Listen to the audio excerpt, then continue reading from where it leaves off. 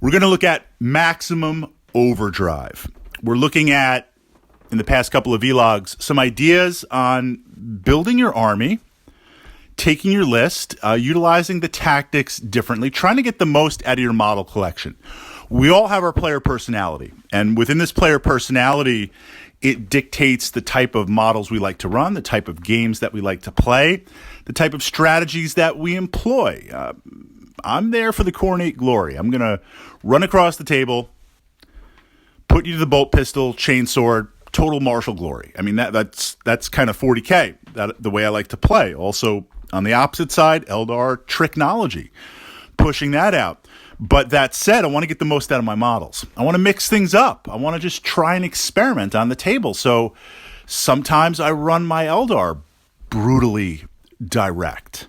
Sometimes, well, Khorne doesn't really appreciate subtlety, but sometimes with my Coronate Berserkers, I hold the line and I'm a little more tactical waiting for that charge.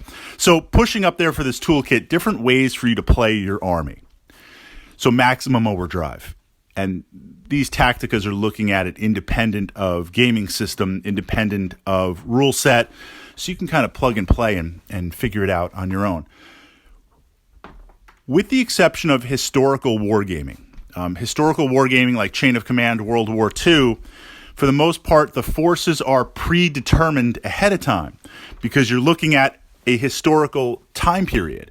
An example is if I want to get, I love tanks, that's no secret. If I want to get some of those Tiger and King Tiger tanks on the table, then we're looking at a late war period.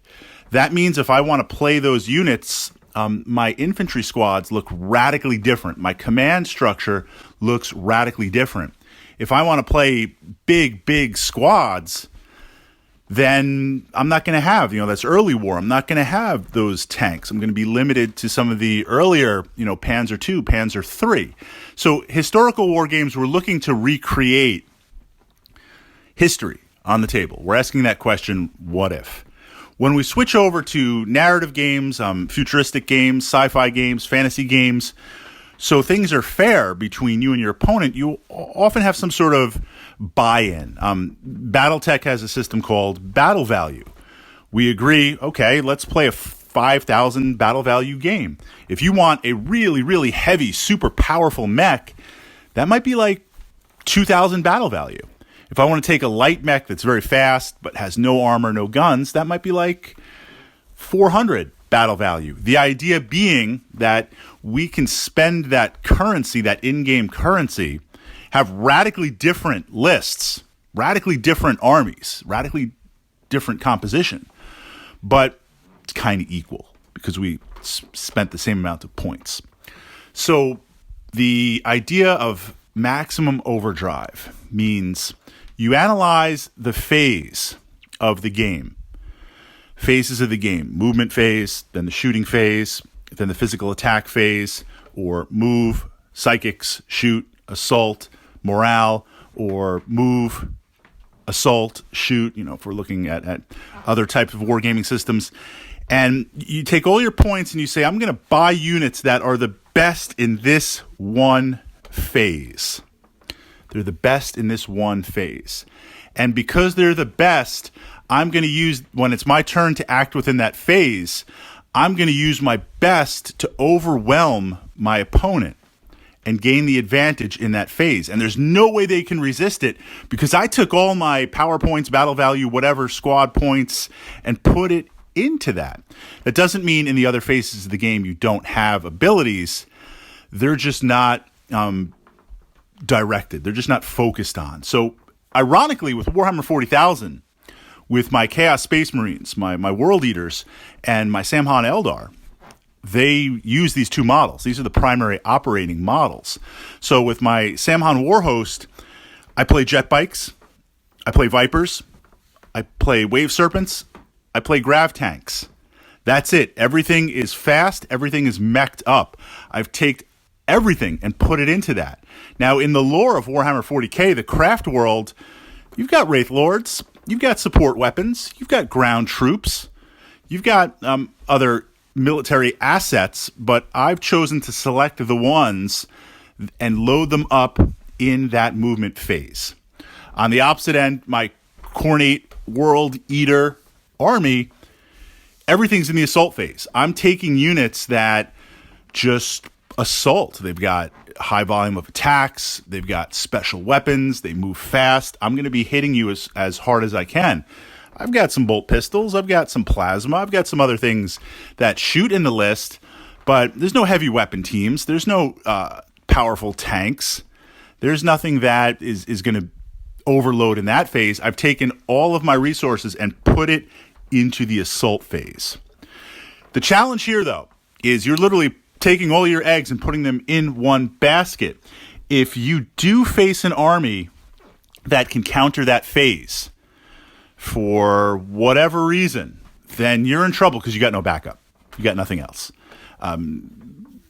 Games that, if we're using as an example, my buddy plays Ravenwing, Dark Angels Ravenwing. In Warhammer 40K, these are Space Marines that have land speeders and they've got bikes. They're pretty fast, too. They can match my speed. And the Space Marines, and they shall know no rules, are naturally better than my Eldar. I have nothing to counter it because I'm counting on countering with the speed. They can counter that speed. They can counter that. So can Dark Eldar. I struggle a little bit if it's a Tyranid army playing mass bugs because I'm relying on the speed of my army. But in Warhammer 40K, the size of the gaming table for the armies that are present is too small. So if you have a huge army, you're going to lay across the entire table. There's nowhere for me to really move to. So this is a deficiency that if I face those things, I'm in trouble. It's going to be hard because I got nothing to fall back on. I'm putting all my resources into that one area.